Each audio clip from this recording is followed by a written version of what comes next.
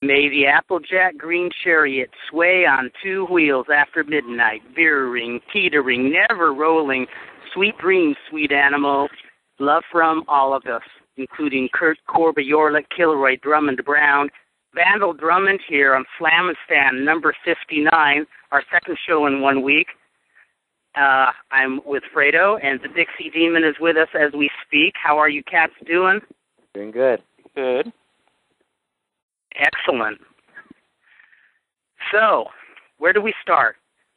Well, I guess history was made earlier this week as we had that brief interview with Thunder Kitty, and that made history as it's the first female voice ever to don the Slammin' podcast. First and last. Yes. We might have scared her away. Yeah, totally. If she has any sense. Well, of course, she's a professional wrestler, so that's debatable whether she has sense or not. So she'll likely be back on. I hope so. Hopefully after a couple of years of being in the wrestling business. So see what she has to say about the wrestling business. Yeah, so she can be a little more jaded and hate what she's doing for a living. You know, I like that idea. Yeah. Have the podcast devoted to jaded wrestlers. I think we'd be onto something. I think we'd get a lot of callers.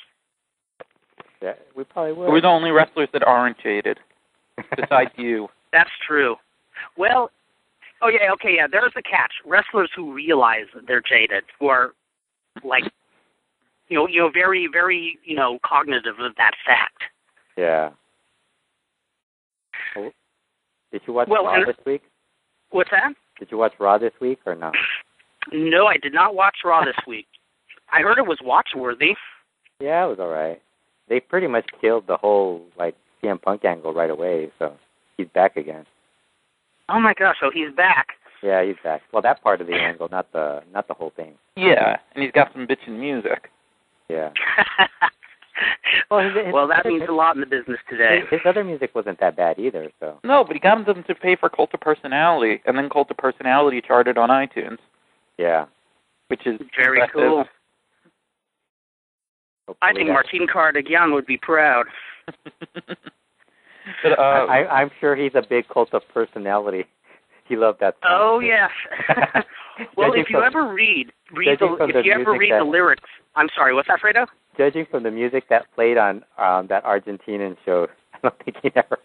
That's exactly what I was going to say. Oh, my God, if you read the lyrics... In fact, we should put them, up on the website in English sometimes so people could just see how much Martin Cardigan loved himself. Okay. Well, the other rare sighting is I had a rare sighting of my own. I actually watched an entire match on Galavision this past Saturday. You watched commercials, actually. Yes, I did. And it really dawned on me, okay, this was one match, and it was a lengthy match. It was for the Trios Tag Titles. Yeah. It was like a 30-minute match, right? Yeah, and it was like a 90-minute show, and I think it was past the hour mark when the match was over. One match. Yeah. Did you see that one? Did you catch that one portion where it was like a 20-minute commercial break? Yes, I did, and that's when it dawned on me. Because, to be honest, with the DVR, I just you could skip set through the show. Yeah, I did, and I just zipped through the commercials, and I usually don't pay attention to, this seems like a long commercial. But I was fast-forwarding. I was saying, wait a minute, this is a really long commercial. And then, I look, and the show is at the 45-minute mark. And I'm saying, wait, this is just the first match. It was a damn good match, too. It was a Festo, Mephisto, and a Verno, who I absolutely agree with everybody. This guy is so cool. This guy has a whole new berth in the business. Yeah. Against Mascara Dorada, La Sombra, and La Mascara. And that was a really cool match. The funny thing is the commercials really killed the first two falls. Because there were so many commercials during the first two falls, then the third fall was so much better at the end. The third fall, that was one of the rare times where there was a lengthy third fall, and I actually loved all the near pins, all the near finishes, just all the teases. Usually that stuff kind of drives me up the wall, but this was done so well. And I think part of it is I think I always have an expectation of how long a third fall is going to be. And so I figure, okay, this is going to be at any time now. This tope or this cover is going to turn the match and end it within 30 seconds. But no, they kept on. They just kept it going. Yeah, I think that's really the first CMLL match that Dave Meltzer watched in like 10 years. Really? Yeah. He gave it 4 1/4 stars or something like that. I think it's deserving. Yeah. Now, what was that? Somebody screaming in the back. Oh, I see. Some poor kid is tormenting the seagulls. Oh, God. And who screamed? The oh, this is hysterical. Yeah, I thought the kid was in peril, but no. He's the seagull? Chasing a seagull. He's like 4 years old. Oh, man. This is a lot more fascinating than TNA, easily. And he's lost. Did he catch it? Oh, God. No. Is that the kid or the seagull? That's the kid. He's like a little Godzilla. God. It's okay if he kicks a seagull's ass. Those motherfuckers are carnivorous, and they need a little humbling now and then. Yeah. Okay, so yeah. Here's another thing. As you know, I watch so inconsistently these days.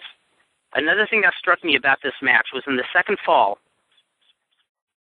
The fall was finished by Averno, the captain, being pinned, as opposed to 2 out of the other 3 wrestlers being pinned on the team. Yeah. Which they used to do frequently in CMLL. I don't know if they've done that lately or not. Yeah, they do that often. Okay, cool. Yeah, I'm glad that rule's still in there, because I always hear people talk about trios rules make no sense and all 3 men have to be pinned, and I always like the whole captain rule being out there.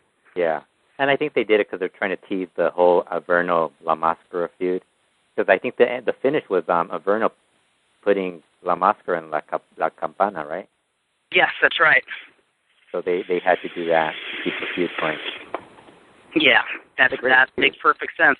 Yeah. My favorite match where they used the captain rule as telling the whole story of the match was there was a trios bout in the late 80s, and I hope I'm remembering the participants correctly. I think Villano Tercero and Perro Aguayo were on the same team, and the captain of the other team was whoever held like the light heavyweight title. And in the first fall, Villano pins the captain of the other team, who was the champion. And then in 2 straight falls, Aguayo pins the same guy. And at the end of that match, both Villano Tercero and Aguayo look at each other like, you son of a bitch, you think because you pinned him you're going to get a title shot? And then they just tear into each other. Yeah. The winning team. It was awesome. It was beautiful. Yeah, it was a good match, but man, geez, the commercials. Yeah, the commercials are always going to be an issue on Galavision. Yeah, but this time it was ridiculous, man. It was like a full hour of commercials nonstop. Yeah, this was really bad. I wonder what the whole story is with that. Isn't it? It's that they have a set slot that they wanted to fill regardless of how long the show is, right? Yeah. I mean, cause they would use 2-hour episodes of AAA as 3-hour shows. Yeah. And the show would be like an hour. It would be a 3-hour show that was an hour 40 minutes long without commercials. What the hell's going on, Kurt? What's that? What's going on over there? Oh, I don't know. I think I'm making friends. Yeah, either that or I'm driving that way. I'm not influenced. I keep hearing Bix talking, and then all of a sudden I hear somebody talking over him, like, Argh.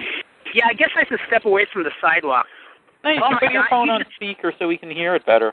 Yeah, you can stay there. So you can hear me better or the conversations around me better? Well, so we can hear the seagull being murdered. Yeah. Oh, yeah. Or the seagull murdering the kid, whatever's going on. It adds to the show. That will be the next match in Kaiju Big Battle, or if we ever get Incredibly Strange going again. And actually, man, the tide's really coming in right now. This is actually a beautiful, like, post-mortem Norman Walkrell site where you could picture somebody just desperate, just giving up on life, staring at the sea and just saying it looks so perfect, so beautiful, that they just shed all their clothes, leave their wallet and wedding ring on the beach, and then just go for that beautiful suicidal swim into destiny. That's how lovely it looks. I didn't hear any applause. That was a little too far out for us. We need Dan to like calm you down. Bring you and the back scariest thing is, I have not had any coffee since this morning. Wait, you do drink coffee? I thought you were just always like this. You know, I bet you if I weaned myself off coffee, I would always be like this. But no, I go to the Johnny Legend school where you're just high-wired on adrenaline, caffeine, and in his case, cigarettes, but I don't smoke. Kurt usually drinks about 2 Red Bulls before he does the show. Am I right, Kurt? Actually, those are the nastiest things. Have you ever tasted one of those? No, I never have. I do not get the concept behind that. It's too much for me. Way too much. But you didn't watch Raw at all? In fact, you didn't see Rey Mysterio win and lose the WWE title in one night? I did not. And actually, I had that on my DVR, but I didn't watch it. I had planned to, but you know what? Watch the main event at least. It's a hell of a match. The main event is really, really good. The men's match was pretty good too. So. It was good. It was pretty good, but I thought the Cena match was a lot better. Cena Rey was really good, despite what Brian Alvarez says about John Cena. I did hear that. I listened to the Brian Vinny show. Hey, I thought, it's kind of funny because I don't know where he's getting this thing where John Cena couldn't work lucha. I'm like, yes, he could. I mean, if Cibernetico can work lucha, John Cena can work lucha. This is true. I am in such agreement there. Totally. I mean, there's so much that they do to hide a guy like that. That I mean, anybody can get over. If you have a personality, you'll get over in lucha. That's basically all you need. Although John Cena would make me really proud if he got over Lucha Libre style by slapping his chest a few times and pointing his finger in the air. Or if he dressed like one of the capos, like the Dinamita, a sombrero and boots or something. That would rule. It would actually so rule. I mean, I think it would improve his color choices for his dress. Get rid of that peanut butter crunch. Yeah, the orange is really horrible. I always wonder why they picked that color for him. What's the story behind that? There's got to be one. It had to be a prank, or a prank that went wrong. Like it was intended to be a prank, but it moved merchandise, so they stuck with it. Yeah, you know what I think happened was they kind of noticed everybody's wearing black, and they were like, "Man, let's get some orange out there." We're tired of seeing black. Orange and purple. Yeah, orange and purple. And what other great wrestling did I miss this week? Plenty? You missed TNA. Oh, you meant great wrestling. Yeah, great wrestling. I think that was basically it. I haven't really caught anything else. Really, very good. There really wasn't anything else that was that great. I thought about going to the Evolve show, but didn't end up feeling like I really wanted to. When was that show? On Wednesday or? It was Tuesday. Tuesday? I guess for whatever difficulty it is getting a date at BB King's. It was on a Tuesday, but I heard the Finley match was really good, but that was all I really wanted to see. And yeah. Didn't end up. That's one you could almost always count on. Yeah. Yeah, it ended up getting kind of sticky anyway, so I didn't go. But I don't know. I just didn't see it. Evolve does not seem like my kind of thing beyond the Finley match. Well, it's kind of like ROH, isn't it? It seems like ROH only. What's the word I'm looking for? More Davey Richards-ish. Davey Richards-ish. Davey Richards-ish. I like that. Now, how so? Because it's very, because they have all the win. It's like everything that, just trying too hard to be We Are Serious Wrestling with the win-loss records and all that. Oh, I think that one would drive me up the wall. I mean, it's cute when you have a Mike Boyette type of character who has 0 wins and 15 losses. Yeah. But to actually have a win-loss record, unless you're doing a short-term tournament like they would in All Japan. Right, but it's for everyone, and they must have rotated guys in and out a lot because it seems like everyone on the card was 1-0. For 0-1. Interesting. They had some back alley matches against somebody who doesn't exist or something. That's what WWE should do. John Cena would be undefeated. Actually, he wins half the time, but I mean,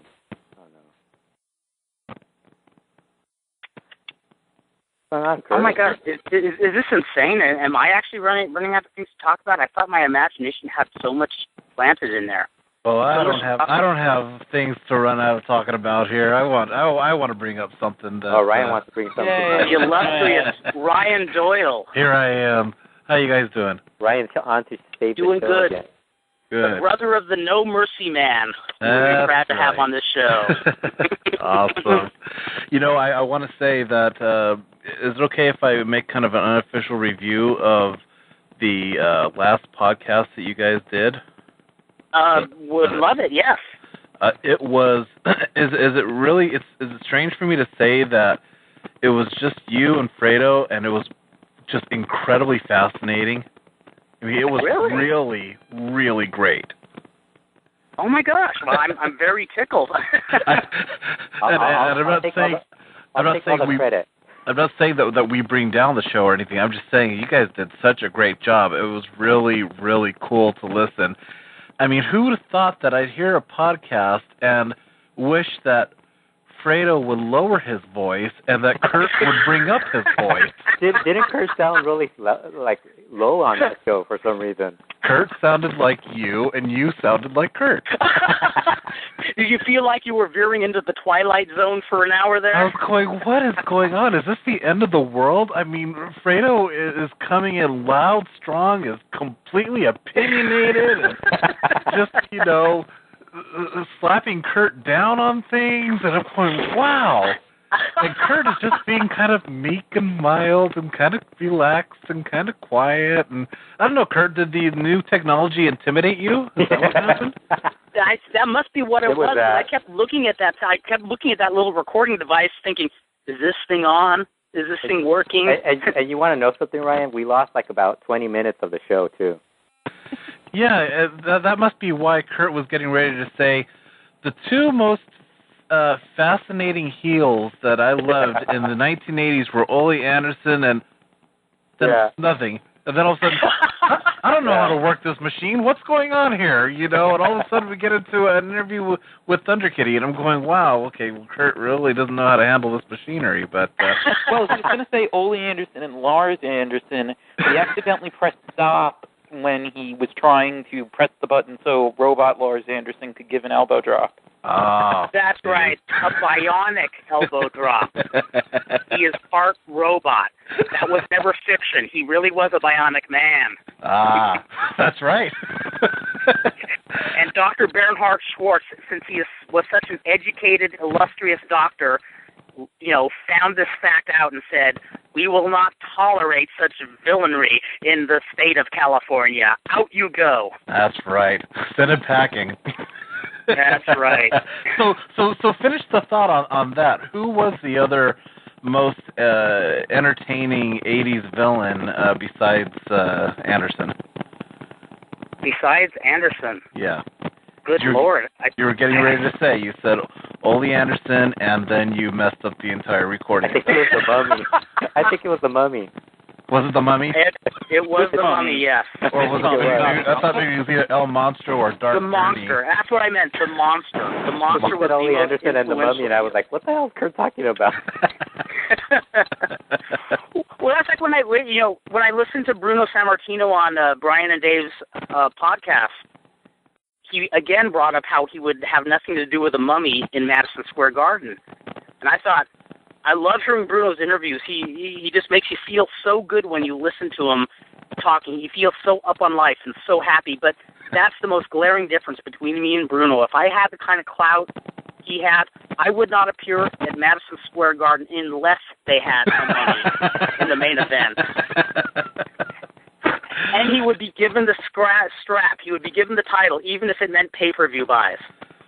Yeah, see, if he was smart, he would have, he'd have dropped the title to the Mummy, and then, that just would have enhanced his career. I mean, who was Bruno? Yeah, sure. Exactly. there's no shame in losing to a man of rock. You know, a man who is just, you know. Yeah, I mean, yeah. Hey, you've seen the movies. Mummies never get knocked down by sheer might. You have to know their soft spot. Would that be the lower lumbar area? That's right, the lower lumbar region. Martin Caradigan figured it out. We know Lou Thesz never went to Argentina because he was terrified. What do you do with a mummy? Well, see, I also have it. Too bad we never saw the Mummy against the Monster. Oh, that would have been perfect. There was a match I wish I saw of the Monster versus the Sheik in San Bernardino. I saw that. Really? Was this the one where the Sheik put the lighter fluid on the Monster? That was at the sports arena, wasn't it? Oh, was it? Okay. That was at the sports arena, and I know he did the fireball thing, but it was just a generic, you know, Sheik match. But I don't think that was. I don't remember him unless I completely missed it. I don't remember him.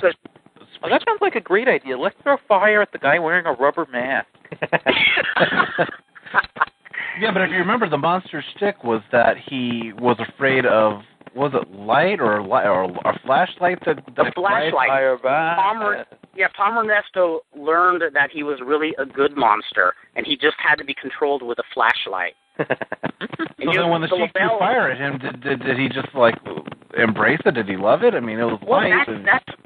Yeah, they said he acted all terrified of it. What I had heard at San Bernardino is the Sheik squirted lighter fluid on him and actually lit him on fire.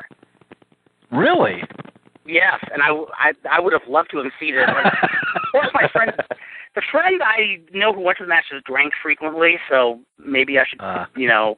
And I thought they only had one match at the sports arena. I didn't know that they had but you know, back then in the early '80s when the company was going down, I think they ran the same matches in San Bernardino and like Bakersfield and LA at the time. So yeah, it makes sense. Oh, come on, a wrestling promotion would never run the same matches in different territories.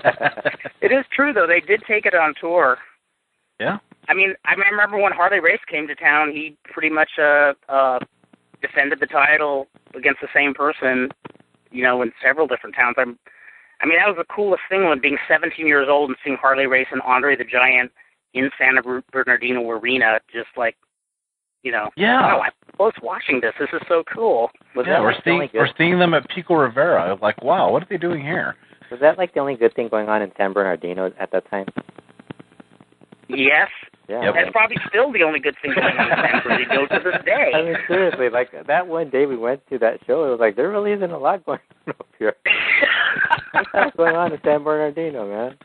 Well, San Bernardino is not the place you want to just be hanging out at. You know, if you have a Saturday night free, you don't want to go. Hey, let's go to San Bernardino. Yeah. What's this little bar and grill here? This looks fascinating. It's so weird. Like there's so many things to do in LA except for San Bernardino. Like what's going on with San Bernardino? Well, and I heard that San Bernardino is the largest county in the United States. With nothing to do? Wow, yes. is that true? That's what I heard. And it's the largest, but also the most vapid, I swear. I'm just amazed because it looks so like, it doesn't look anything like any of the other parts in LA, like the whole area. You know, it's like, it doesn't smell like any of the other in LA either. Like even like some of the parts where we're from, it's like they're actually improving. They're adding more things to the area. San Bernardino, I don't think has changed since like 1961. It's basically the same. Probably the only thing that's changed, and Dan Farren can tell you about this, is when he was growing up there, he said you'd go to the liquor store and there are still posters advertising the next Ku Klux Klan meeting. Which is very scary when you think about how recently that was. Wow. Amazing. Good place to run a lucha show. Exactly. Well, at San Bernardino Arena, they did have the masked Ku Klux Klansmen. Oh. Of course, they were both Mexican. Well, they had to hide somehow. Maybe they were That's right.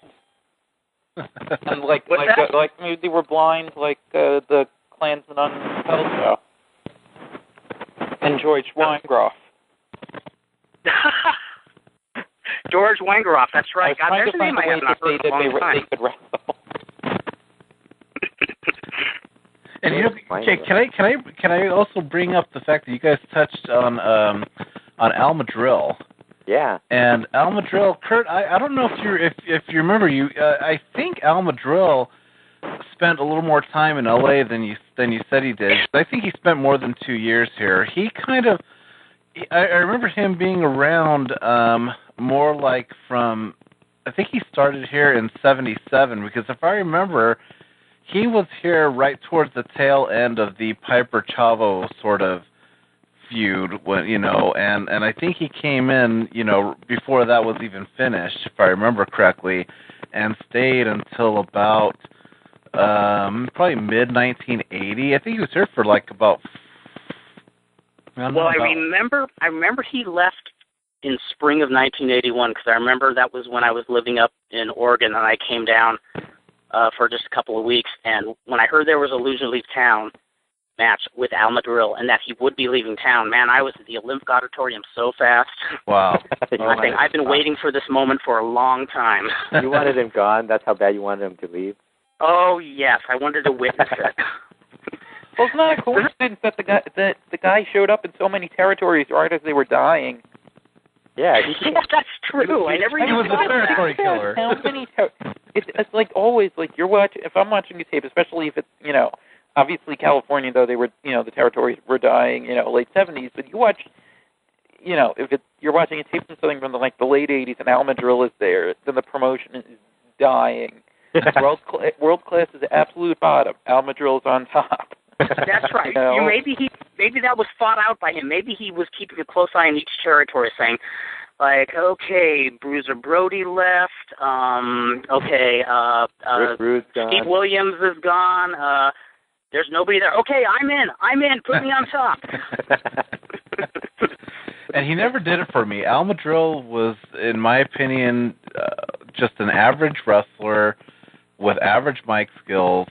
And he was very bland to me, and had horrible hair. It looked like it had kind of like the Andre the Giant hairdo going on there in the 70s. That's very true. And that mustache, I swear. Yeah, that mustache was horrid. And his interviews were just very like he cared less like what he was talking about. He just sort of rambled on and he just had no passion at all. He was just very kind of just okay, well, I'm here, and didn't leave you with much. I agree. He looked like he would have been every bit as enthused if he was painting a house or something like that. Yeah. He didn't. Yeah. Like he went to that job that he just dreaded having to wake up and go to in the morning, and being there at the Olympics. That's how he came across. Oh, it was Al Madril, of course. What was that? Madril, I'm saying he's Al Madril. Every territory he's working in, it's dying. Even if he's on top, he was depressed. He's making 8% of nothing. Now, what they could have done in hindsight is, he was sort of playing the number 2 guy behind Chavo for a while, and they kind of would have had something good happen if they had him turn on Chavo. Yeah, I think Chavo could have made that work. Oh yeah. Because I think Madril, the stronger a wrestler Madril was with, the better he would look. Yeah. And it's like something I mentioned in the podcast last week. For some reason, whenever he would wrestle Colasetti, and I don't know why Colasetti had good matches. They'd have great matches, and the crowds would really pop for Madril in those matches. I'd love to be able to see them again, just to because I've seen them through a teenager's eyes, and there's so much I didn't understand about working. Yeah, and that's why I was asking you if he was any good, because, I just remember, he was in world class. Everybody was pretty awful in world class by the time he got there, And then that's when we started talking about John Tatum and how horrible he looked. Oh, yeah. That was when watching world class, could bring on a depression. Yeah. He did have one good line, though, about Kerry Von Erich getting injured, falling off his tricycle. he was a better heel than a babyface, I will say Oh, that. dear God, yes. Yeah. But Al Madril, he, I just couldn't, pinpoint. He had some good matches with Black Gordman. I remember that. And he had some good matches with Goliath, but he had some lousy matches with people like Leroy Brown, and I remember him having a bit of a feud with Eddie Mansfield, and just matches that were just lousy. Terrible. And they're the same people where Chavo wrestled them. Those matches made him look like a star. Yeah, Yes. And Al Madril was never as good as they promoted him to be. I mean, you can hear Jeff Walton saying, "Oh, Al Madril, with this boxing background, former, I think he was a boxing champion as a young man, and this and that, and it just looked lousy. Just never was all that they were trying to promote him to be. Never did it for me either. In fact, when you bring up Madril and Leroy Brown, the most cringe-worthy Al Madril moment I can recall is after they turned Leroy Brown heel. They had him lose the Loser Leave Town. So he disappears for a few months, and then he came back just for a couple of weeks. And the week before he came back, Al Madril, comes out on TV holding a radio to his ear, and the radio is playing Bad Bad Leroy Brown, and he's dancing and boogieing and screaming, Jeff, they're playing the music again, Jeff. You're kidding me. How did I forget this? Oh, I remember too clearly. I thought I'm having a bad acid trip, but I never had taken acid, so I didn't really know. That would come a couple of days later, right? Yeah, well, that was like one of the horrors that they always show us this in those drug scare films in junior high. Some slightly flabby guy dancing to Bad Bad Leroy Brown. I thought that has to be a drug. I think we have L.A. Park on the line. Well, see, I'm basically being quiet because I liked Al Madril, and I am horrified by what I'm hearing. Sorry, Dan. First of all, I'm sorry I'm late. I was on the Law Show for 20 minutes before I realized it was the wrong show. But, it's a lot like wrestling. Well, has anybody, and forgive me for jumping in here at the tail end of this, has anybody seen his work in Portland? I never got to see his work in Portland. Well, I was going to say he was funny in Portland. He was very funny in Portland, and I don't think, as a face, he served the purpose of just being a middle card guy. He wasn't anything much more than that. He wasn't a lot of charisma. I thought he was a fine worker. I thought he did whatever he needed to do. But in Portland, when they let him be this little snarky kind of and had his own interview segment or whatever, he was really very good and got over very well. Wow. And I know he's a San Bernardino boy, and I joked about how in the past, I think every member of his family was slapped by a heel at some point at ringside when I used to go to the San Bernardino Arena to get mad all the time.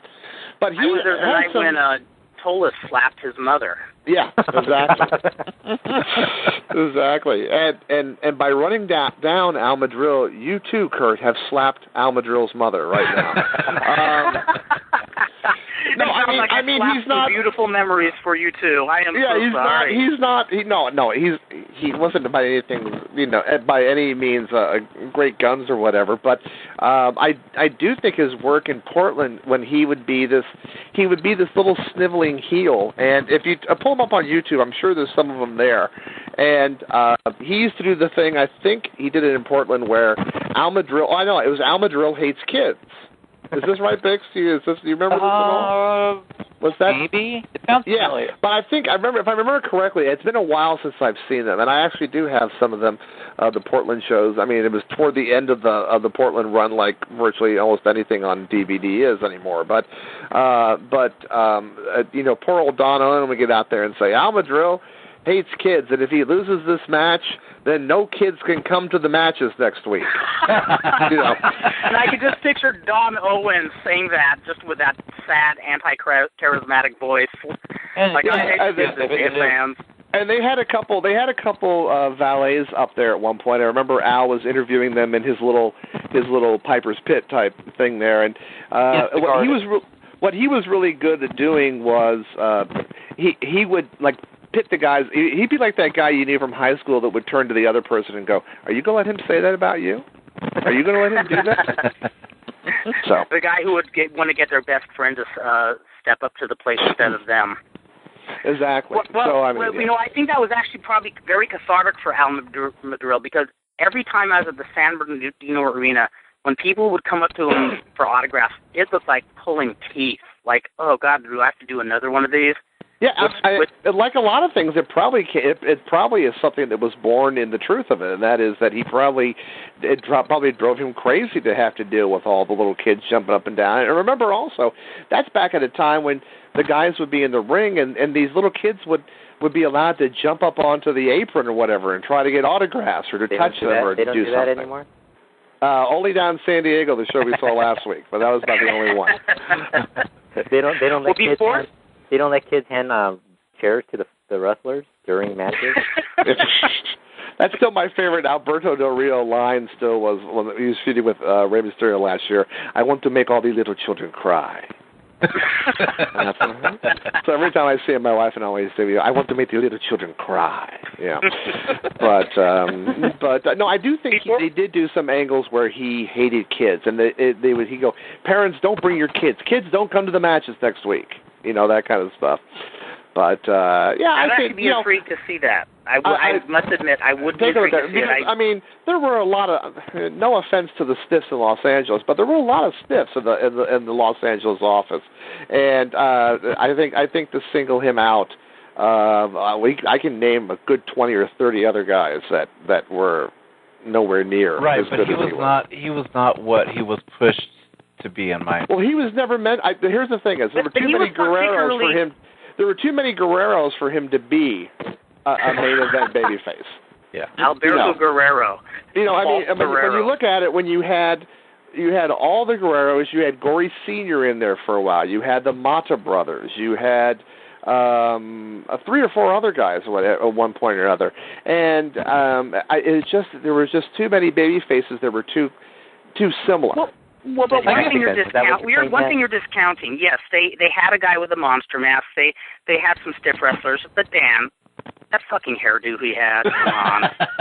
It's the 1970s. I've seen your hair. You should talk. It was much better than Al Madril's anytime. Mine was at least when you lost your hair as Vandal Drummond, it made Al Madril's hair look like it had been done by somebody in Beverly Hills. For God's sake. Please. You have no room to talk about hair. How dare you? My hair was gorgeous. It was long, flowing, naturally curly. I did not let a stylist touch it because it was so precious.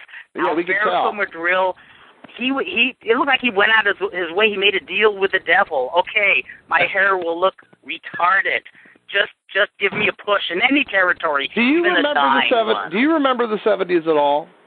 I remember them very well. Sometimes I wish I was back there. Oh, I have a feeling that you took too many drugs in the 70s, and you don't remember. I didn't take enough drugs. Take a look at. How about Bengali's afro? Huh? How about all the hair that was there at that point? Bad News Allen had big old fro too. Yeah, I mean all those. I mean, there's. How about one of my favorite haircuts from the 1970s? Bruiser Bob Sweetan. There you go. Oh dear. Yeah. You know. He had a deal with Mephistopheles too. I mean, what can I tell you? I know, but Dan is the whole. Do not insult Tim Talltree on this show. Do not insult Tim Talltree. I'm not insulting Tim Talltree. I'm just saying his hair looked like he was a drug-smoking Indian. That's what That's all. I just like the fact I thought that was his gimmick. But Dan, Dan, step back. Al Madril, his hair. Find a picture of him. It was that bad. It wasn't just the 70s. It was, and that mustache. Yeah, it was. They wouldn't let him into the lowest rent version of Studio 54 in Tucson, Arizona. Have you watched any of your precious porn from the 1970s? There are 4,000 guys that look like Al Madril in that. But just to show you, it was not the drugs back then, Dan Farren. Do you know what Dr. Jerry Graham's nickname for me was? Oh, everybody take a drink. Okay, go ahead. Okay. I don't know this one. I'm curious to hear this. I was the Wheelman. And you know why I was called the Wheelman? Because you look like the guy that drove the car that when they killed John Holmes up in the house. Is that what it is? That I was. Hey, yeah, don't implicate me in that. Don't implicate me. I was too young. I was nowhere near. No, he called me the wheelman because when you have that many wrestlers, somebody has to stay sober to drive. And that's why I remember every little Dr. Jerry Grahamism is because somebody had to stay sober to drive everybody else home. Somebody had to stay sober with the poor old doc. Somebody had to stay sober 24 hours a day because somebody always needed to give that poor man a ride home someplace. Yeah. This is true. Oh wow. Besides that, wait a minute. I've seen that picture of you and the doc when you had blonde hair. And you know what was so cool about that? That was 1981, and no guy who was not in the business dyed their hair. I was a trendsetter. Everybody's doing it now. Yeah, Ken Mansfield Jr. Eddie Mansfield Jr., excuse me. I'm going to say Ken Mansfield. All right, now you want to talk about bad haircuts in wrestling. How about Ken Mantell? Okay, agreed. Okay, that rivals Al Madril's, I will admit. I have been on this show forever. I will not stand to listen to Al Madril be run down. I will leave this show immediately. No, you don't want to stand for being run down. You want to run him down yourself, secretly. I'm surprised it took Al Madril's hair to, get you upset at Kurt.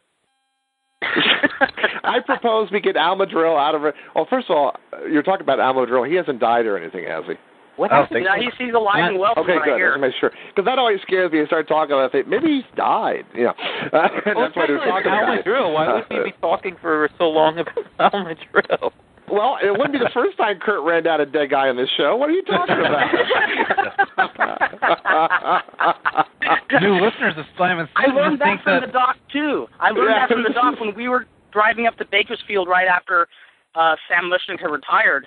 My friend Lloyd says, "Hey, Jerry, did you hear about Sam Lishnick?" And Doc just turns around with this big grin like a child on Christmas morning saying, "Oh, good Lord, did he die?" Okay, we say, "No, Doc, he retired." And then his face just froze, and he said, "Shit!" And he said, my troops, you betrayed me. I thought you were going to bring me good news." What was his problem with Sam Lishnick? Now Bix is going to get mad. No. I don't know, maybe that Sam Lishnick couldn't handle Jerry's eloquence when he had been sampling fine wine. The good stuff, Andy Greensprings and Boone's Farm, Strawberry Hill. Eloquence is a nice way to word it, yeah. Was that one of the types of wine? Was that one of the types of wine he bought, Eloquence? Is that what it was? If there was a brand called Eloquence and it was under $1, I bet you he bought it. That's true, yeah. But I love the fact that the most heated conversation we've had on this show has been over Al Madril. And even better than that, it was over Al Madril's hair. Yeah, that's right. That's even better. It wasn't even about Al Madril's wrestling ability. I'm going to find Al Madril and I'm going to put him on this show. Tell him that he was talked about for 2 podcasts in a row. That's right. That would be actually cool. We could ask him why. Like, was there just no good barbers in your neighborhood? Is San Bernardino stuff that bad? I think we've talked about Al Madril more than anybody. Like, if you combine all the podcasts on the internet, I think we've talked about him more in just this one show. And we've already done so if any listeners I think Kurt now needs to apologize to every barber in San Bernardino. That's true. You've just insulted. Except for one. Whoever cut Al Madril's hair. Al Madril obviously trimmed that mustache in the dark. And scared himself every time he woke up and turned the light on. What's that crawling over my mouth? So when did he retire? Probably after World Class, don't you think? When? Yeah, after Portland, or was it after Portland? Didn't he retire in the early 90s? No, after who Portland. cares? I love this. This is awesome. Bix is tired of Al Madril. He's like, I'm done with this. Come on. Well, actually, one I would like to move on to. Wait a second. This is interesting. I Googled Al Madril, and the second Google suggest option after just Al Madril is Al Madril San Bernardino. No way, really? That's awesome. See, Al Madril, San Bernardino. They're synonyms. Oh God, I have to go out to Al Madril again. Yeah. Now, Dan, we were before you came on, we were actually talking about San Bernardino, and I talked about the frightening postings you would see outside liquor stores when you were growing up there.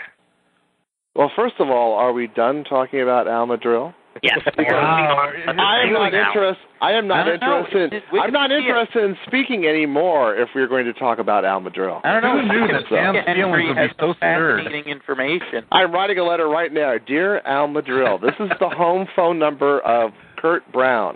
Call him at... I'm going to find Al Madril now. I'm going to find him in Dark Journey. And we're going to have a holiday show one night here.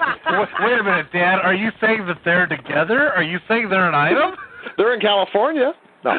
Well, one of them is wiser than the other. One is in Los Angeles. The other's in San Bernardino. Yeah, and both of them could kill you.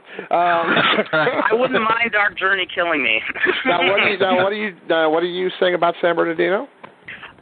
I was telling them about the scary meeting notices that you saw, I think, on liquor stores in San Bernardino growing up. Actually, it wasn't as much as in San Bernardino as it was in outlying cities like Fontana and Rialto. Exactly there, where where they basically would have recruitment signs for the Klan, for the Ku Klux Klan. Yeah, for the Klan, they would have recruitment signs that to be these little things, and it'd be like a drawing of a Klansman on the back of a horse, rearing up like the Lone Ranger or something. You know. And what would it say on it? Are you not a fan of the Jew? I don't know, but all I remember is it had more spelling errors in it than a Tea Party guy's sign. That's all I know. I love it. I told you that on the way down to San Diego that I wanted to get a job as a spell check guy for Tea Party protest marches. I could make a lot of money doing that. Oh, this country is going so third world fast. But then the internet would have so many less hilarious photos. He would have deprived us of the get a brain Moran guy. Have you guys talked about our trip down to San Diego? We haven't. Right before we move on to that, I did want to bring something up now that I have both Dan and Ryan on, who are aficionados of the old roller derby. Okay, I'll be back. I'll be back later. Saw a posting by our friend Ed Meek on Facebook last night that one of the old-time roller gals, Judy Sowinski, passed away last night. And I texted Danny Wolf asking if he had heard, and he had confirmed that she had been sick for quite some time. And we should have had Danny on. Actually, Danny could have talked about it because he knew her, at least in passing, a little bit. I would have loved. Yeah, I wish I had thought of that. I would have loved to get him on. I remember her. I mean, I know she was really well known for being like an ace heel, but I remember when she turned babyface along with Danny Riley in, I think it was like late 1972, and I don't know, she I thought was really good as a babyface skater, but who still had that heel edge, not to the full extent of somebody like I don't know, Ronnie Raines or Shirley Hartman. Right. But yeah, just sad to hear that news. I know she had been coaching some girls in one of the revival roller derby leagues in the last couple of years. And she had to be only maybe, I would say early 60s. That sounds right, yes. Because when I started watching, she was sort of winding it up, her skating career, if I remember correctly. Yeah. I remember just briefly meeting her at a roller derby reunion back in '97, and I was like a kid in a candy store on that one because Ralphie Valadares was there, Honey Sanchez, Judy Arnold, Ann Calvello, who was the life of the entire party, and if I remember correctly, Sowinski was actually a minister of some sort. I remember her leading some sort of prayer at at at the convention, and promptly after the prayer, E.G. Miller walked up to the podium and said, "Okay, is everybody good and drunk now? Let's have fun." Wow. Gosh. But anyway, no. just wanted to give. I'm sorry. Go ahead. No, just a sad thing, losing another one, and for me personally, growing up, watching roller derby was every bit as important to me as growing up watching wrestling at the Olympic, and it was just good times. Ralphie Valadares, and now he's gone, and Danny Riley, of course, and but there's still quite a few of them that are around. They're alive anyways. They're not skating or anything. And even a couple of them who are putting the skates on. I saw Little Richard Brown about a year ago in San Francisco, and considering how old he is, that fucker was really moving. Wow. But yeah, it's one of those things. I know there's a lot of revival leagues out there, and for people like us, they're not quite the same thing. I know they've got a lot of steam and have a lot of support, a lot of fandom out there. Yeah, but even though I know wrestlers and roller derby skaters hate the comparison, for those of us who grew up watching wrestling, it's like wrestling was king, roller derby was the queen. We loved them both. It was. I actually am friends on Facebook with Judy Arnold, who was a very famous skater, mostly back on the East Coast, and feuded quite a bit with Sowinski, who had a great nickname, the Polish Ace. They called her the Polish Ace. And, that is a cool name. And she, and it's like anything else, Judy Arnold and Judy Sowinski were kind of like married for the longest time, as you would say in wrestling, and were always having match races with each other. I believe I met her one time when they were doing one of the back in the 1980s. I believe they were doing one of the revival shows, because a lot of the skaters would come back in an effort to try to launch something for the newer skaters, and unfortunately there just weren't a lot of younger skaters getting into it. But she was very, very funny and was a great teacher, and from everyone that I ever talked to who knew her, and she gave a lot of people a start in the business. And it's unfortunate that I guess when she got her Facebook page, she was able to finally find out what she meant to a lot of people. And so for as much as people, and actually there is a Judy Sowinski tribute page, if you look on Facebook, where you can, people are writing down their memories and things like that. Great. In fact, there was a skater who posted something, one of the present-day skaters wrote something really sweet recounting how when she first started learning the art of roller derby, how Sowinski just really rode her really hard, and almost in a Vince Lombardi kind of way. And she said she left and felt really discouraged, and said she didn't pursue roller derby for a while, had some other things sidetrack her. And she said she came back, and I guess there's a lot of girls training at this facility, and she figured, she won't remember who I was. And so she's there amongst all the girls, and she said Sowinski just came up to her and patted her on the back and said, glad to see you decided not to be a loser. You came back. And wow. We wish I could do her article better justice, but well, I really think what we should try to do maybe in a couple weeks is see if we can get Danny Wolf to come back on, and he awesome. could talk a little bit about it. That would be great. Have a special Slammin stand devoted to roller derby. That would be a trip, actually. Oh, that would be awesome. Yeah, so we can do that. Let's plan it. Let's do that. That would actually, be fun, because I just heard about it late last night, and didn't really find out much until the middle of the day today. So I would have loved to have been a little more prepared. But I wouldn't be surprised to see a little piece come up or something in the Observer about it, since Dave Meltzer is such a roller derby fan.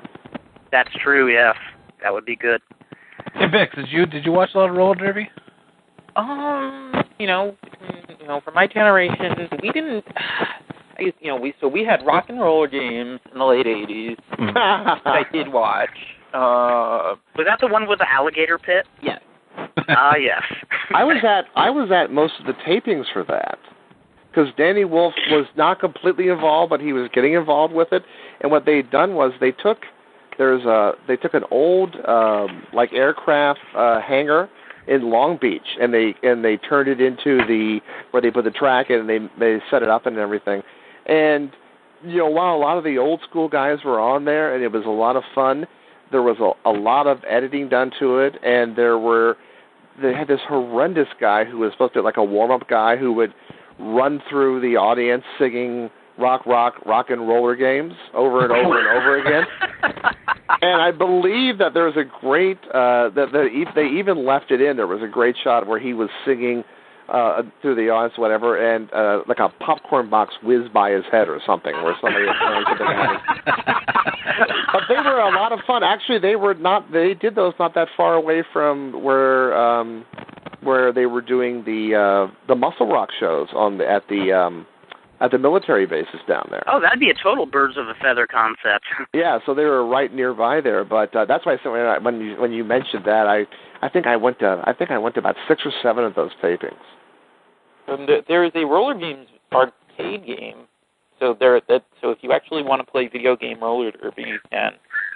Yeah, I think that was wasn't that the I think that's where they had the track was an 8. It was like a figure 8. I think so, yeah.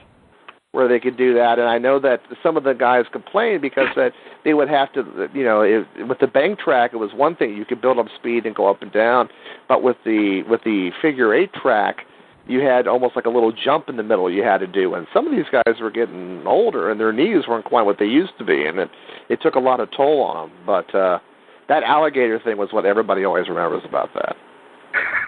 I remember the big thing was the twin girls who were on the T-Birds. Yes. And then they eventually split them up onto the 2 heel teams. Mm-hmm. And it was so sad that they were being held hostage by the evil heel roller. That was one of the T-Birds' favorites. People talk about when they do angles in wrestling, how they go back to things, and when you do a certain kind of angle, it would be probably a good idea to wait 4 or 5 years before you would do it again in the same territory. But it seemed that the T-Birds always had, and usually they did it in reverse that way, but usually what happens is there was always a skater who was on another team who wanted to turn face, or wanted to turn white shirt, as they call it, and jump to the T-Birds, but the evil powers that be would not let this person, usually it's a woman, not do it. And she would try to skate fair, and then when she didn't play evil, her teammates would beat her up and knock her down. And eventually she would just go berserk and beat up her team and then leave, and then the T-Birds would hire her and she'd be on their team the next week.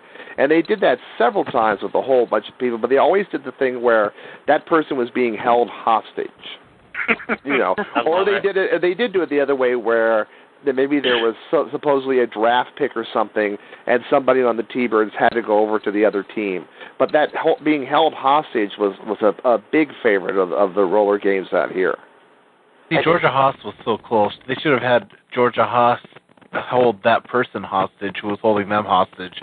Well, they did that with see if I get the name right. Darlene Langlois de la Chapelle. Yes, they did that with her, and then they also did that with Debbie Hellman, who was John Hall's wife. Oh, wait, who is the female heel manager on Rock and Roller Games? I believe there were several of them, but the Georgia Haas is usually the main one. Right. What they did was they brought.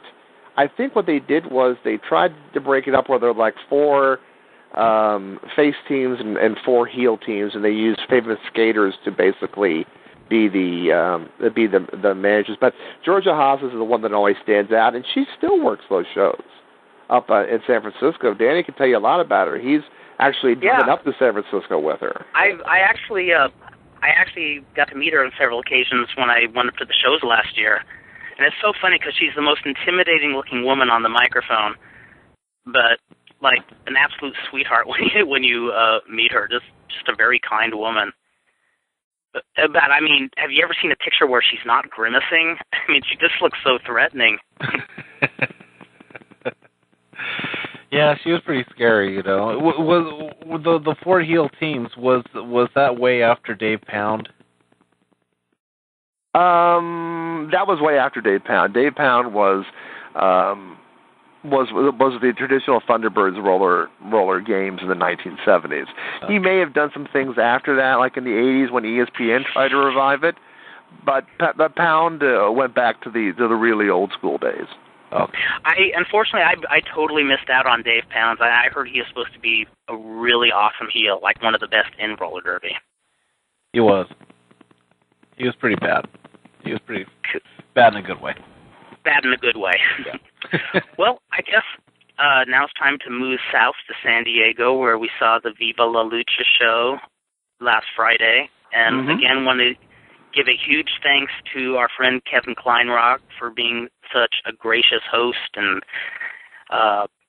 giving us access to the interviews. Of course, even his brilliance couldn't prevent. Yes, Fredo, why are you laughing, Fredo? I heard Fredo laughing in the background. Why is that? Kurt left the recorder on the entire show. So the rule is, who should not be the engineer of any show? I guess I'm going to be the one holding the microphone from now. You should feel honored, Fredo. You should feel honored. Oh my God! I just found the ultimate non-wrestling Slam and Stan video on YouTube. I have to interrupt. What is that? George interviewing Georgia Haas. It's who interviewing Georgia Haas? Wally George. Oh God! Oh my God! Oh my Lord! Wow! Oh my Lord! That's awesome. Speaking of bad doing hair, a halftime interview on roller games. Hey Dan, speaking of bad hair. Yeah, well, that I will agree with you. Yeah, that's a real bad hair right there. And he bought that. That's what's even sadder about it. Yeah. But no, we had a great time down there. I mean, first of all, they had this great new YMCA they were doing in the building. It's only been open about 6 weeks, they told me, and I know that Kevin was very excited because they had 400 or 500 people in there. Yeah. And it was a hot crowd. This was like just a wonderful crowd. They reacted. Everything. They reacted to everything from the opening matches, which were basically students that were still, kind of a little rough around the edges and learning, to the main event. It was really a textbook case of how the kind of crowd that you wanted to show that just keeps getting hotter and hotter and hotter. And as Fredo said, you referred to it. Tell us about the magic moment you had with the child in the chair, Fredo. that one during the famous T.J. Perkins match, there was a kid who just randomly walks towards TJP and offers him a chair to use during the match. Well, walk towards him actually is not doing it justice. Yeah, TJP was on the top rope, getting ready to jump off the top rope, and the kid literally went down there and tried to hand him a chair through the ropes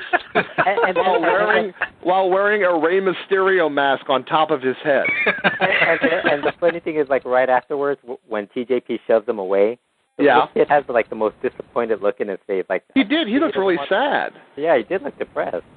Yeah. It's not I was taught these wonderful manners at a wrestling show, and nobody's cooperating, Yeah. Well, it reminded me very much of an old-school type crowd, the crowd that you used to see in the 70s, because they had the freedom. They would stop wrestlers on the way back to the dressing room and pose for pictures and get autographs. And, I do think that if these parents are going to take their children to see Lucha Libre, they need to teach these children that when the luchador says, move, they're going to do a dive, that they should move.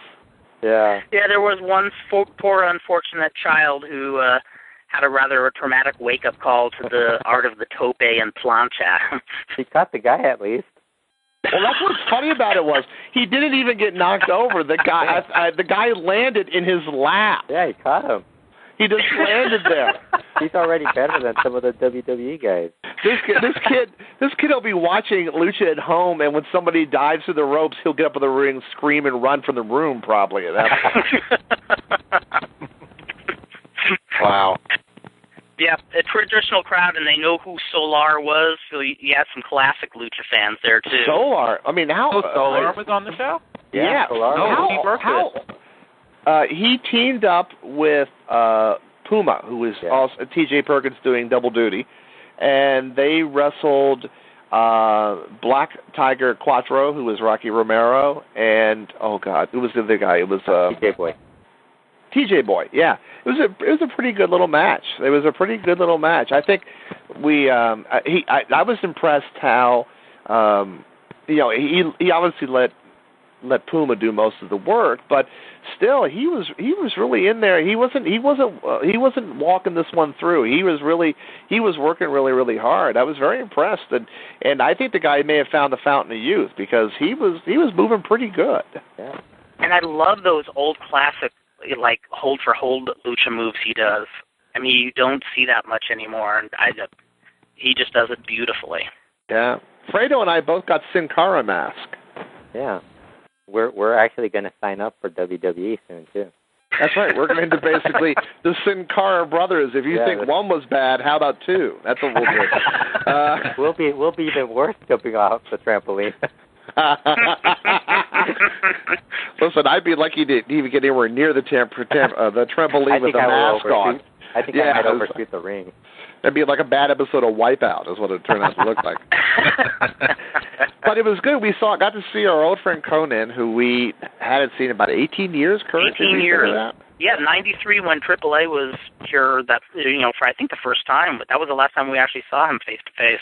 Yeah, and we basically went back into the dressing room with Dr. Lucha afterwards, and I think we kept L.A. Park and Conan from meeting the people who paid to get in for about a good half hour, didn't we? So we did our job very well, I thought. Yeah. It was funny. I was reading somebody, I guess the SoCal Uncensored guy who reviewed it.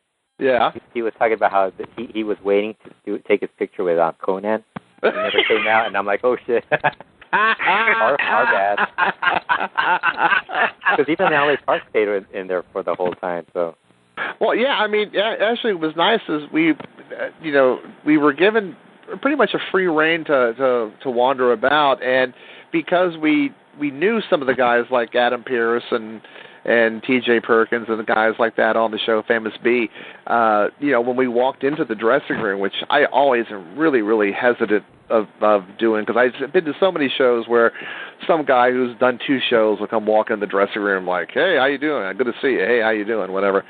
But we were in there, and I guess they must have felt relaxed with us, because Kurt and I were standing there, and the main event was actually running through the spots. There was L.A. Park standing with his mask off, running through the spots with Conan, and no one said, hey, you kids, get out of here. So... But it was great. L.A. Park was very nice, and it was great to see Dr. Lucha again, and we had a lot of fun. I'm so jazzed that I was able to get a photo of L.A. Park and Dr. Lucha together. I'm so jazzed. We're going to send that in. It's already up on the page. It's on the first page. Yeah, it's up on the main page. I know. I was wondering when he was going to send it to. Yeah. Well, it was great, and it was great to see him. We got a chance to like I said, to spend a lot of time talking to Conan and talking about some of the Muscle Rock days and some of the old stuff. And I believe we're going to try, he said he would, we're going to try to have him on the show one time. That would be very cool. Yeah, he said. And hard-hitting questions.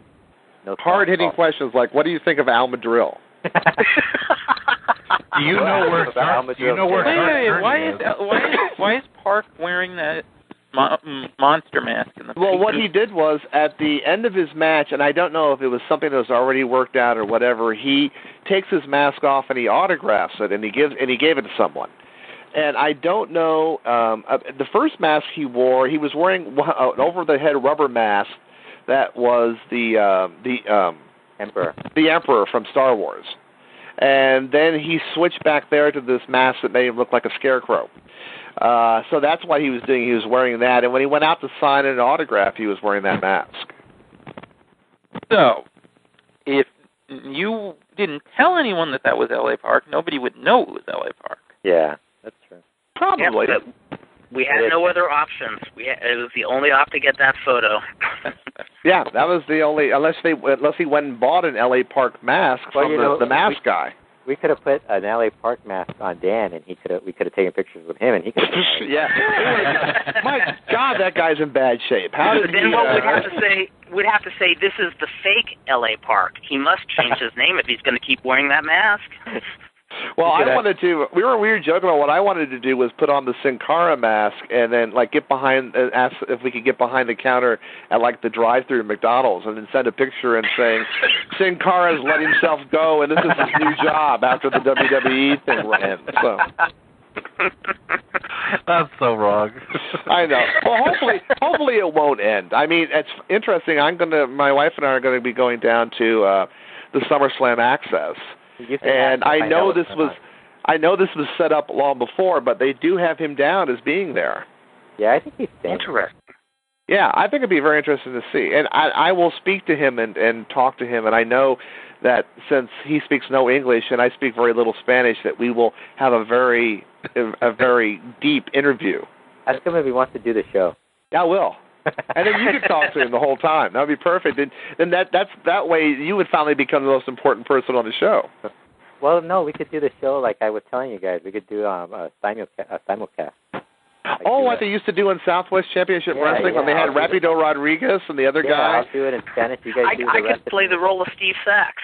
There you go. Hey, by the way, why is it a rule that every announcer has to be called by his full name by wrestlers? Let me tell you something, Steve Sachs. Do you know Lance Russell, Gordon Soley?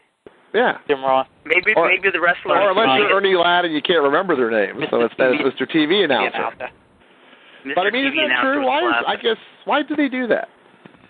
Remember when Superstar Graham used to do that? Let me tell you something, Gene LaBelle. Wow.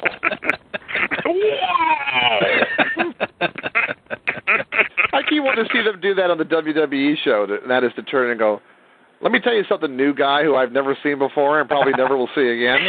Who's that one guy? Who's that one guy that's always on there? Scott Sanford. Who? Scott Sanford. Isn't he from QVC or something? He does local sports here in New York.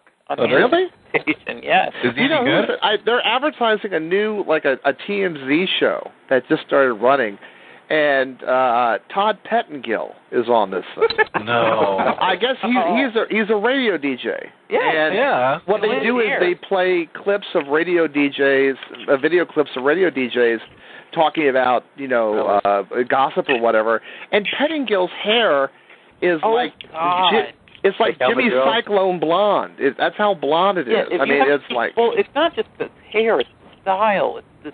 Oh, I know. He has this... You look up a current picture of top. I can't describe what his hair looks like. Oh, it looks horrable. You sure it's not Sean Mooney? No. He must be from San Bernardino. Or Craig DeGeorge. What about Ian Mooney? Ian Mooney. God. It's not Craig DeGeorge, right? No, it's not Craig DeGeorge. Okay. Or whatever his real name was. It was some Italian name. What was Murray Hodgson's name for the 1 second he was on TV? It was Mud, actually. His name was Mud after that. It's never... No, it was, I should know. Oh, I think I always forget this one. Yeah, Murray Hodgkins, that's the guy who went on Donahue, so-called spilling the scandal about WWF, and it was just all a hoax. Yes. Yes. Anyhow, now it can be told he was more specific with his claims that he said Pat Patterson went up to him and he said, so you're the new guy. What do you taste like? He didn't actually do the Pat Patterson impression with the getting plurals wrong, but... He should have said, I taste like banana. That's what he always... Tastes like chicken. The answer I would have said was, I taste like crushing bitter defeat. That's what I taste like. Don't worry about it. But no, we do want to thank Kevin Kleinrock again, and maybe we can have Kevin on again because it was very nice and we had a good time, and it was fun because I think we were talking that Kurt and I, and we had Physica Nuclear along. We used to do Tijuana trips a couple times a year, where we would go down to the Auditorio and watch the matches. And it was kind of fun to go. It had been about 20 years since we'd done something like that. It was kind of fun to go back and do it again. Is anything going on in Tijuana anymore? Is there what? I'm sorry, what? Vic? Is there anything going on in Tijuana anymore? Oh, all the time. My God, they run shows virtually every weekend, Friday, Saturday, Sunday. Well, let me rephrase that. Is there anyone good? Well, we don't know because we would not go, considering the climate of Tijuana these days. Let me ask, Fredo, you do a lot of work with this Lucha website, I hear. You're getting results from Tijuana all the time. What's going on down there? A lot. Thank you, Fredo. Thank you, Captain Understatement. Yeah, thank you there. It's like the ghost of Jacob Marley. What do you want from me? There really isn't a lot going on in Tijuana right now. There isn't? I thought there was. Well, I mean, there's still wrestling, but it's not as big as it used to be. Like, before you could get like all these big shows that were going on, and now it's like, the shows are all right, but they're not like big shows. Well, I saw something on Facebook, I guess, whatever they're doing. It's interesting. They've been doing these different kind of like ECW type shows in Mexico a lot. Yeah. I don't think those are in Tijuana though. Did you see there's one that I saw an ad for Mexico City that was like being billed as XPW versus Mexico. Yeah. I think it's XMW or something like that. Yeah, it was Chaos and Supreme and some of the other guys, and they were against Perros del Mal and stuff like that. Jimmy or something like that. Yeah, exactly. Yeah. Roberto Negro. Who? What? Roberto Negro. Who? Rob Black. I thought maybe I might go down and work under my lucha mask as Abysmal Negro. That'll fly. Yeah. The weird thing is, like, I didn't know there was this following for XPW in Mexico for some reason. Well, they always are about 20 years behind on everything. They're just now getting the VHS tapes down there. We have an up-and-coming promotion from Southern California. I mean, of all the promotions, XPW's been dead for like 10 years. Hasn't it been gone for 10 years? Oh, easily, yeah. Almost. Yeah, I mean, you'd think they could get enough guys from ECW to do a show over there. There's some, like I said, there's some poor guy down there who like buys the old XPW videotapes and watches them and goes, "Oh, I hope when XPW comes down, they bring Big Dick Dudley with them. Oh, I can't wait." Do you know who main events for an indie group in Mexico? Madman Pondo. Yeah, that's what I noticed that in the Super Luchas. God. Yeah, Madman Pondo, the main eventer. Now, before we get too far away again for this, I want to go back to this Madril thing for a second. All right. I've been doing some research here while we were talking. Okay, first of all, it says here, this is from Kayfabe Memories, and it's by somebody covering Pacific Northwest. They talk about the Fiesta Garden, which was Al Madril's interview segment, and how they used that to put a lot of guys over. And they talked about how great facial expressions he had, and how he would look into the camera, and how they used him to get new talent over.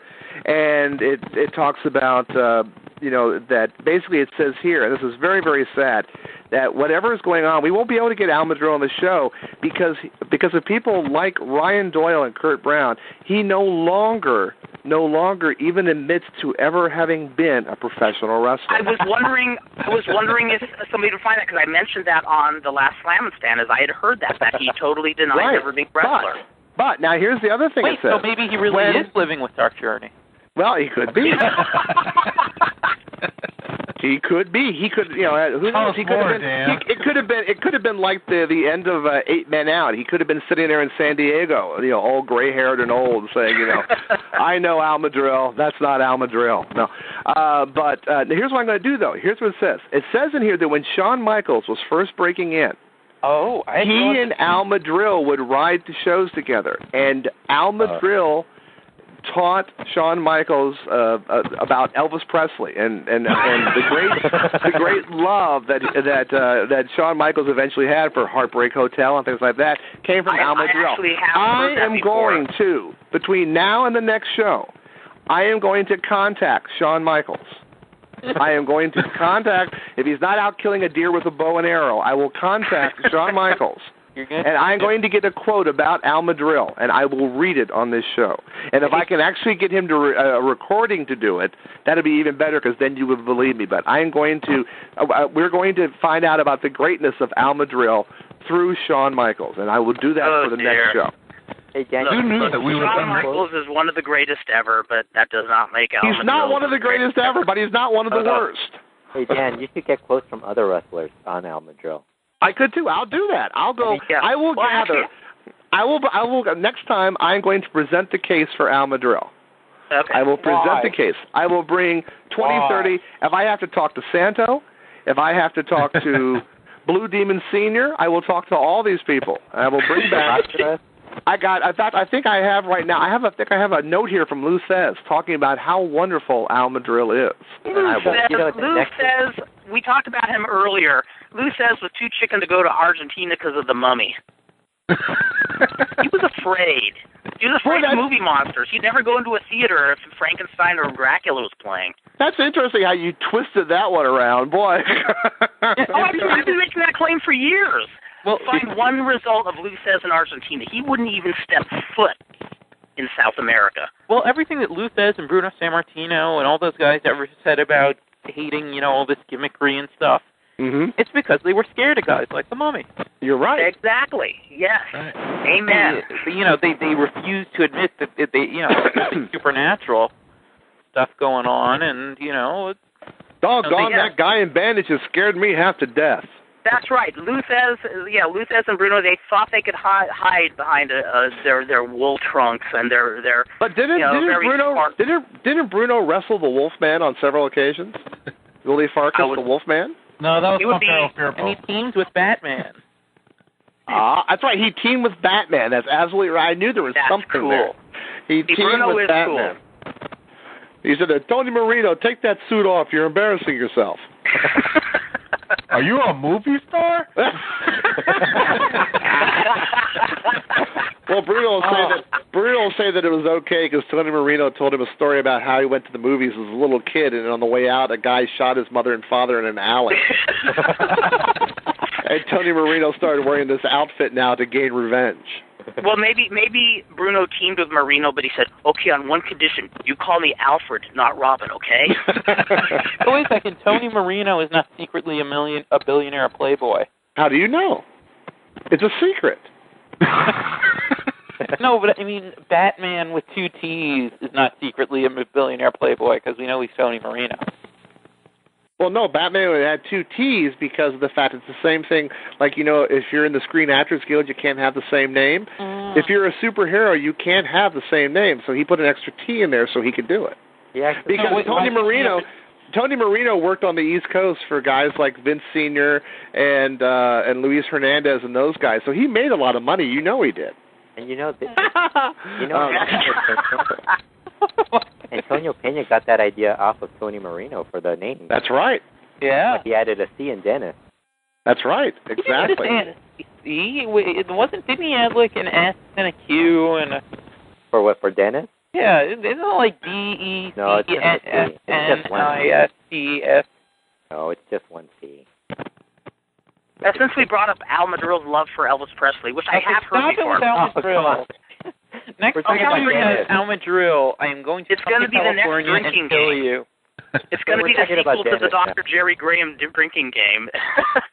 But his love for Elvis and our total love for the Mummy. Have we all seen the YouTube match of Elvis's Mummy? Oh, yeah. Like a year ago. No. La Momia de Elvis. That's a gimmick. Yes, I did. That's a gimmick. What nation was that from? Big said that like he didn't want to hear about it. Yes, I did. Okay, stop. I heard it. Okay, I saw it. My ears. That awful noise. Well, yeah, what country was that from? Argentina, wasn't it? Or was that? It was Argentina, yes. Yeah. But it was post-Titanes, right? Kurt has a mummy fixation. He wants his mummy really badly. That's right. Oh, mummy. Better that than an Al Madril fixation, though. Yeah. So Dan, one Al Madril question. Yeah. You were a San Bernardino regular. Yes. Of all the family members that always saw him every Sunday wrestling, which was your favorite? Of all his family members? Yeah. Whose family member? I seem to remember he had 8 brothers, it seemed like, because every time somebody got slapped, it was a different person, a member of the family. So, but the father was good. The father sold that real well. Did they all have the same hair? Yeah, they did. It was like even the little baby did. The baby did, and the baby had a mustache too, which is even weirder. I'm not saying he was the best guy of all time. I'm just saying you're talking about a territory that had guys like Robot C3. Okay. That was cool. Dan, don't backpedal. That was never cool. Dan, you're ready to induct him into the WWE Hall of Fame the way you're talking about Al Madril. I would before I would Coco Beware. Yeah, I would. Coco Beware was good. Coco Beware was much better than Al Madril. Alberto Beware. How dare! How dare I'm gonna hang up the so-called right now. I never.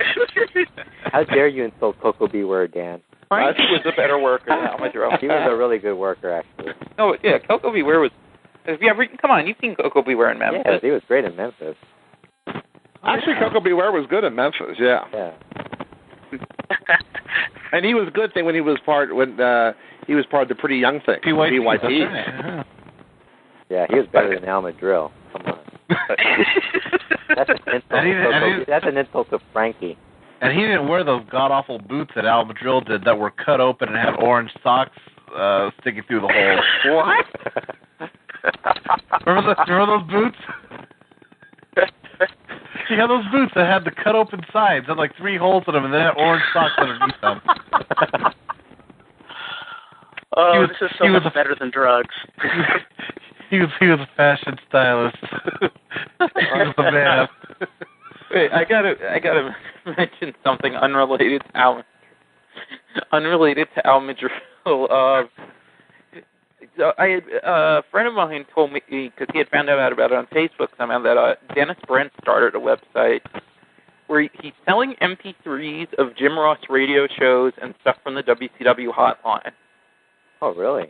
Oh, yeah, I think I heard something about that. Yeah, I mean, he's trying to get some of the kinks worked out, but I bought from him, you can get for $2 the second Fan Slam, where it's Jim Hurd, well, the host is Lance Russell, then you have Jim Hurd, Wade Keller, Dave Meltzer, and Steve Beverly, plus calls from fans. And that'd be pretty cool. Yes, and also, just to give perspective, it's close to an hour and a half long on the 900 number. Now you can hear it for $2. To hear it as it happened would have been at least $150. Probably more. Could you imagine some 12-year-old kid, whenever that phone bill came into his parents? Man. I remember when Meltzer had that show on IATA. Just Incredible came on the show once, and the first thing he said was, I used to get in big trouble with my mom because I called your hotline too often. No, Lance Russell, he told me when I did one of the interviews with him that, that it was always a big problem with the WCW hotline, that, that people would dispute the phone bill and get out of it. Well, I heard it's easy to get out of those phone bills. I mean, I think also that's probably the reason why. I mean, I know Oakland did it, but everybody else in there, if you think about it, talks. I mean, if you had to pay $2 a minute to listen to Lance Russell talk, now you know how slow Lance Russell talks. Here we go. Yeah, here we go. Our next match coming to the ring now. I mean, that could go on for freaking ever. That's 25. Oh, now Eddie, what are you doing? Come over here. Yeah. So didn't Captain Lou have that too? He had a trivia hotline with Bruno and Coach Kirk.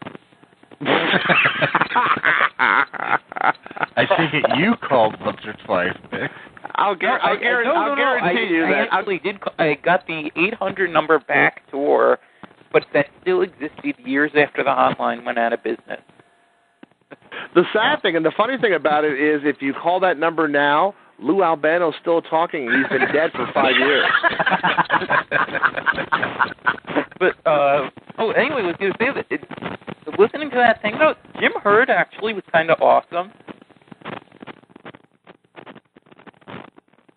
Stunned silence. What happened to you guys? Totally stunned silence. No, it's like no, I know, I agree. So I'm just having trouble hearing you over Kurt's phone. That's all. Is it my phone doing it this time? Yeah, is that? I don't know. I think it is, because every time you call from the beach, Kurt, it's fine. Oh, I am at the beach. He's at the beach. Are you at the beach? Okay. Yeah, I'm at the beach right now as we speak. We already had a seagull on as a guest. Oh, there was a kid trying to kill a seagull. Yeah. That's right. It was amazing. No, I'm sorry. What did you say about Jim Herd, though? No, he's actually kind of awesome on this because he seems reasonable in all the stuff he talks about, at least with the wrestling, and he's actually very funny. Like my favorite thing is that someone calls up and he asks why they stopped using the NWA name, and Jim Herd says, "Well, same thing you're gonna learn when you get divorced eventually. Got to listen to what your lawyer tells you." you may be the only person who's ever said a nice thing about Jim Herd. I know. Well, Steve Beverly did. Steve Beverly liked him. Well, yeah, Steve Beverly did like him. I know he did that, but I just finished, like I said, we talked about last time, I did finish in between the last show and this show, the Gary Hart book. And okay. I want to hear your thoughts on that. Well, I love the book. I think the book's excellent. And this is, and I know we're running out of time, but I wanted to ask you, Bix, on a couple of things, because there's a couple of things throughout it. And the trouble is that I felt like it's a great history of professional wrestling from pretty much all the way through it, and I really liked a lot of the stuff on the payoffs and how the guys were paid and booked, and I thought it was really nice because Hart was very different than most managers were. But there were several times they talked about things that I have heard explained one way throughout wrestling history, and Hart seemed to have a different feel on where it went. Okay. And I was wondering, since I know you're such a historian, how historically accurate do you think that book is? Overall, I think pretty good. A couple things, since not that many people have it. I'm, more starting to because of the recent reprints, but you didn't see that much talk about it online. But the one big thing that I heard about was that him talking about like he just improvised the thing where he turned the Von Erich's face originally. Mm-hmm. That didn't go down that way. That was the big one. But that it generally seems like, and I can see why, that would be something he'd want to put that way. Well, like, for example, it could very well have been his idea. Yeah. It still could have gone down similarly. Well, like, for example, when he's talking about the demise of Joe Blanson's promotion, the story that everybody always quotes on that is that they got tossed off USA Network for when Bobby Jaggers dumped Pig Shit. Well, no, that one he was right about. Because he even gave the dates on that. Yeah, I mean, and I believe that he basically stated that it had more to do with the fact he couldn't pay his bills than it did anything else about what happened on there. Because if you think about if you watched any of those shows, that was one of the lighter things they did. I mean, that was a show full of heavy violence and juice, and it ran at 8:00 on a Sunday morning. I remember the morning they aired that Eric Embry juice job. I knew that's what you were going to say. Mm-hmm. That was wicked for a early morning show. I'm picturing some poor kid turning the channel going from a blue Smurf to a red Eric Embry. Eating a cereal. Now, one other thing I wanted to ask you about that, Bix, is also the stuff about what was it? About the Kerry Von Erich story about finding Kerry in the parking lot with a needle jammed in his ass. Uh-huh. I mean, I have no trouble believing that, but do you? I mean, that's basically what the story is, as far as I've ever heard it. Isn't that the famous match where that's the one where they claim later that he had a a fever or whatever. Yeah. You know, and I think also if that's true, that's the match where Flair walked into Ken Mantell's office afterwards and threw the belt on the desk and said, "You wrestle with him. I can't do it anymore." Yeah. And then the next time he came back to Dallas, they gave him a limo full of women. Yeah. Mm-hmm. What I've heard about the match specifically, that I don't know if it was from Meltzer or someone else, because I think Meltzer was there live. Mm-hmm. That at least two of the spots that happened were Kerry trying the handstand into a knee drop spot. Yeah. Mm-hmm. Doing that, going into the headstand, and then falling over forward. Yeah. And also doing a sunset flip on the Invisible Man. I remember that. Boy, I tell you though, with every book I read that has Fritz von Erich in, he comes off more and more like Satan all the time. Oh, he does not come off well. But here's what I'll say about this though: that I think I really do appreciate the way that Gary Hart really tried to give what he thought was the most accurate picture he could. Mm-hmm. Yeah. It was like he's still saying Fritz was this horrible parent, but it's not Fritz forced them into wrestling. It's Fritz. His big thing was that Fritz controlled their finances, and that's really where things got bad. And he tells the story of when Kevin was working for him in the TWF, that he went to do like a tour, Bahamas tour or something. Mm-hmm. And Kevin's wife calls and says that the power is out, and that and she needs to be able to get food and get the lights turned back on and stuff. And he's disgusted, at Fritz.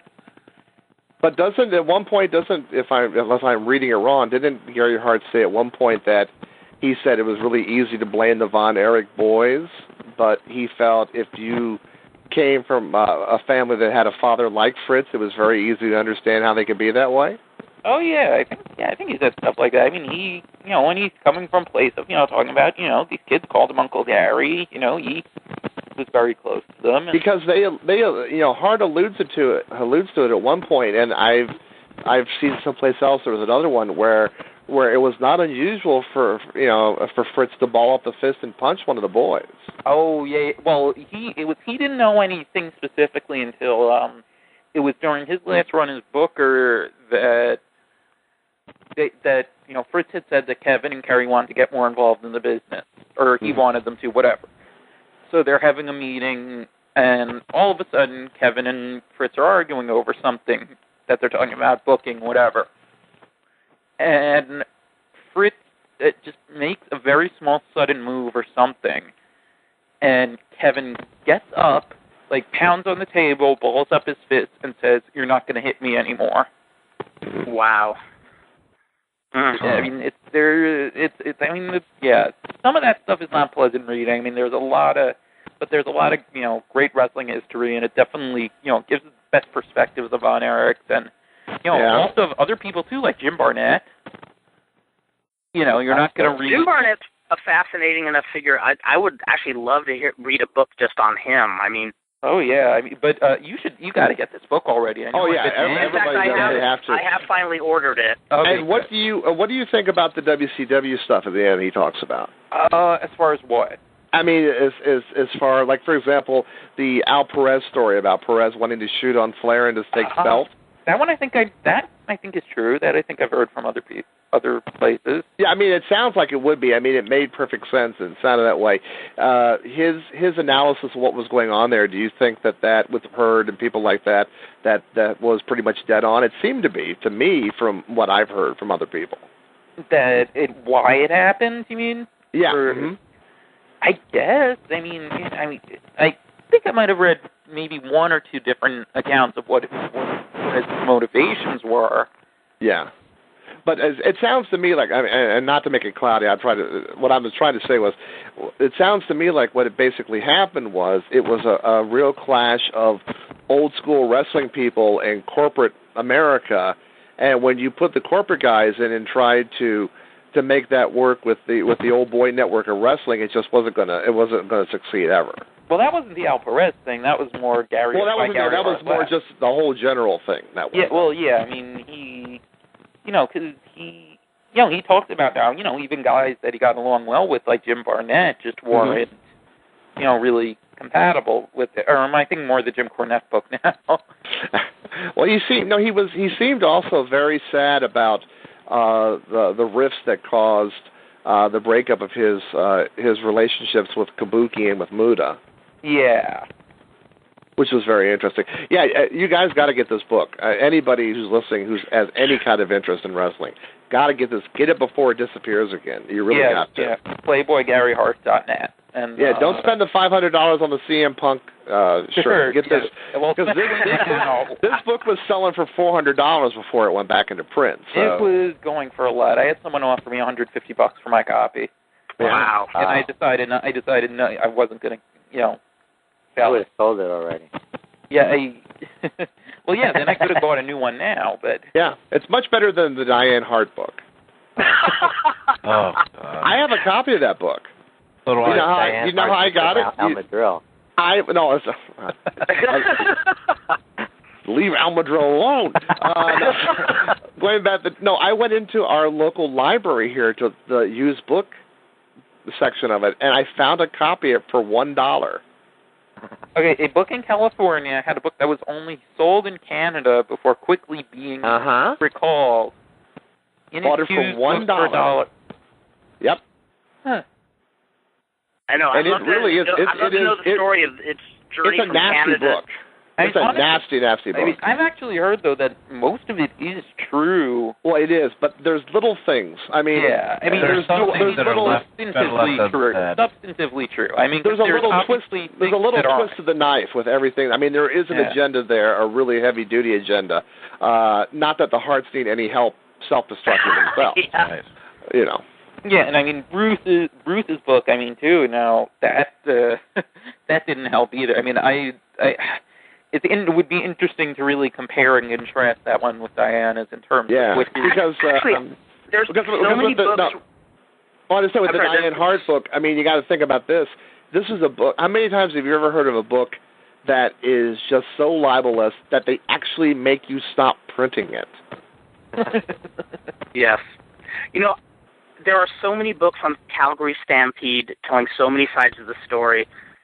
That'd be a great lesson in critical thinking. Just having everybody read, from the Marsha Erb book to the Heath McCoy book to the Diana Hart, the Owen Hart book, and then Bret Hart's autobiography.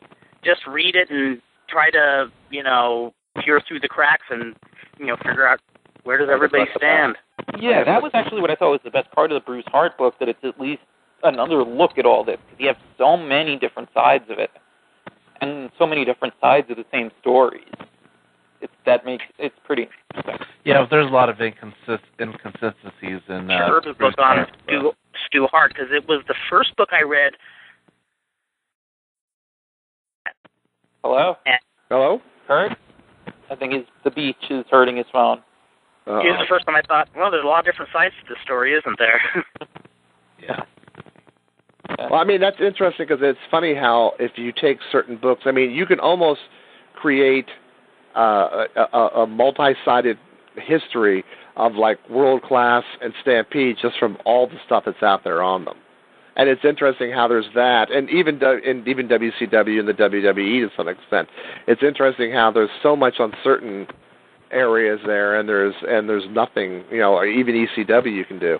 But I know that one thing that I wanted to recommend is that for people who have iBooks, the book that is the collection of all the Memphis programs and results is available for on iBooks. You can download it onto an iPad. How much is it on iBooks? I think it's $12.99. Where was I? What? Somebody took my phone and then it said, "Operator from San Bernardino has ceased this call."